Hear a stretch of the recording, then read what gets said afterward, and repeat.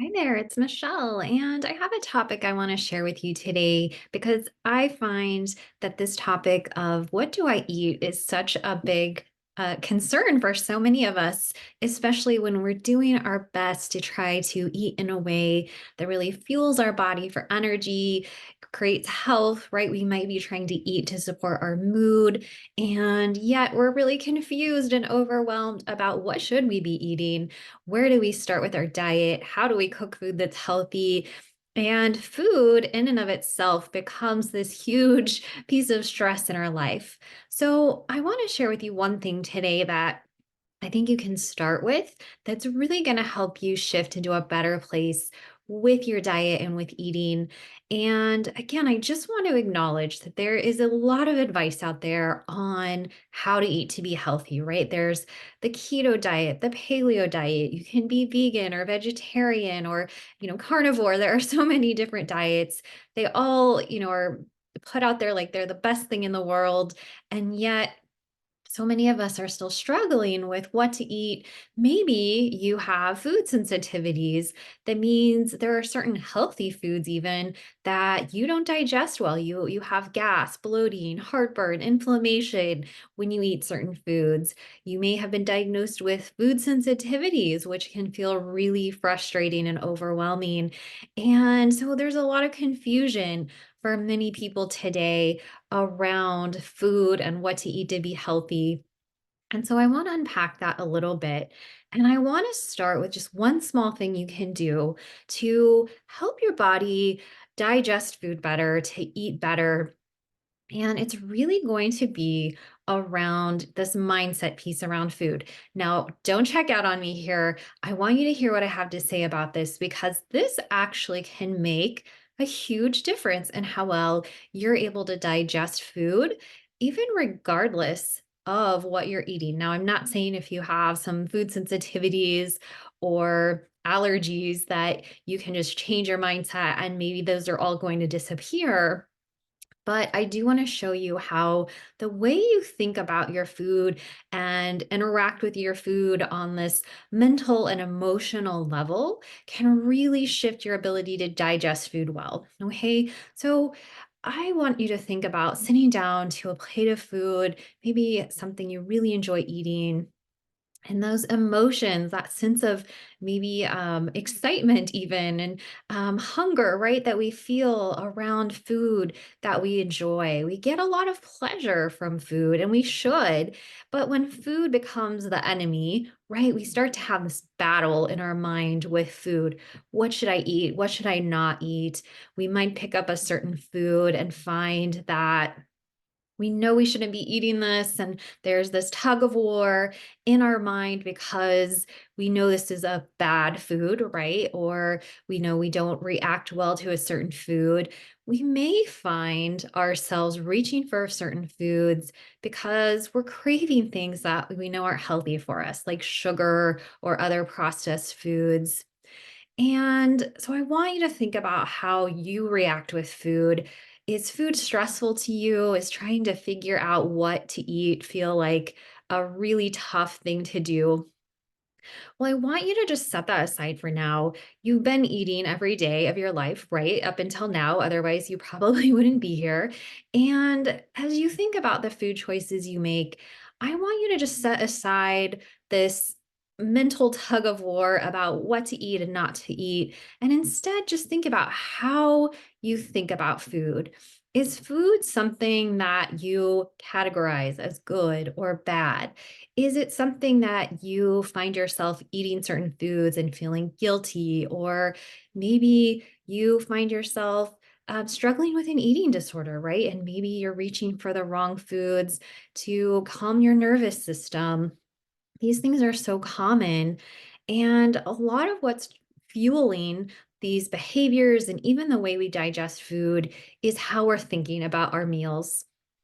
In Ayurvedic tradition, they say that the way a food is prepared actually impacts the way that it's digested. So, whether we're preparing a food ourselves or we're preparing it for our family members or someone else, that can be said to impact the energy around that food and how well a person can digest it. So preparing our food with love and nourishment and thinking about food in that way, regardless of what we're eating, as nourishment, as something that we're providing to support and sustain our life and our body and our health, can be a really profound shift from thinking about food as a pain in the neck, right? Is something we have to do that we don't like to do in terms of cooking and preparing food or even sitting down to eat food, but just pausing and noticing how we feel about our food as we're preparing and eating a meal can be really powerful. I was doing some training with an Ayurvedic practitioner who said, I would rather someone sit down and eat a Big Mac with intention and good feelings than to have the most healthy, amazing meal that they were eating in a state of stress and worry. And that is really summing up how much our mental energy and emotions are impacting our ability to digest food. And I think that's really profound.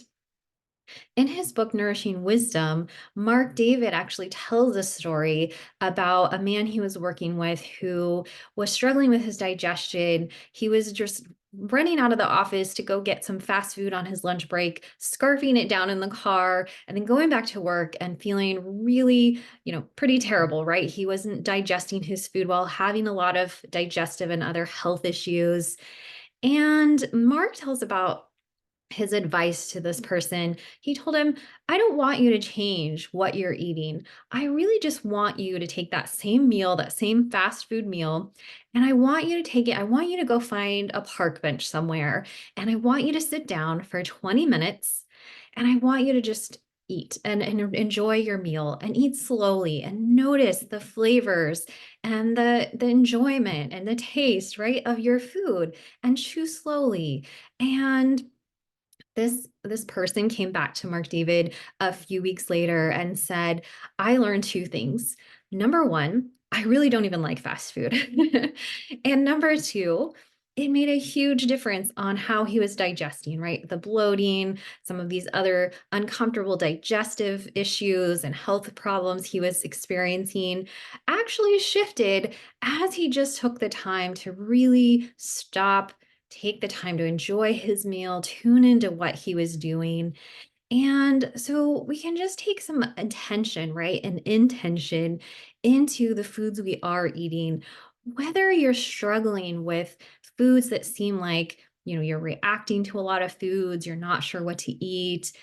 I want you to just, whatever food is in front of you, whether you chose that food or it was prepared for you by someone else, to take a moment and just really drop into your mindset around the meal and notice, first of all, what might come up for you. Do you feel that sense of overwhelm, of frustration, of fear around this food maybe not working well for your body?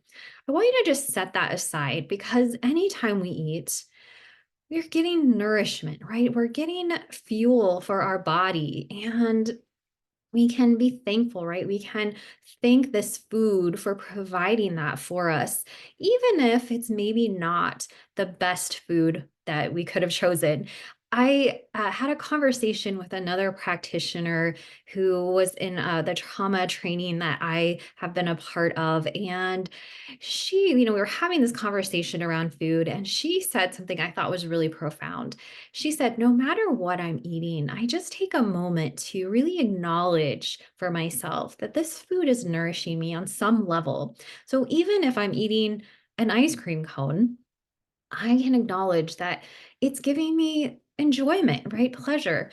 Now, am I saying just go eat anything and everything and just change your thoughts and it will all work out and you'll feel better? Obviously, we want to do our best to eat well and to nourish our body, coming from that place of wanting to feel good and provide the best nutrition for our body.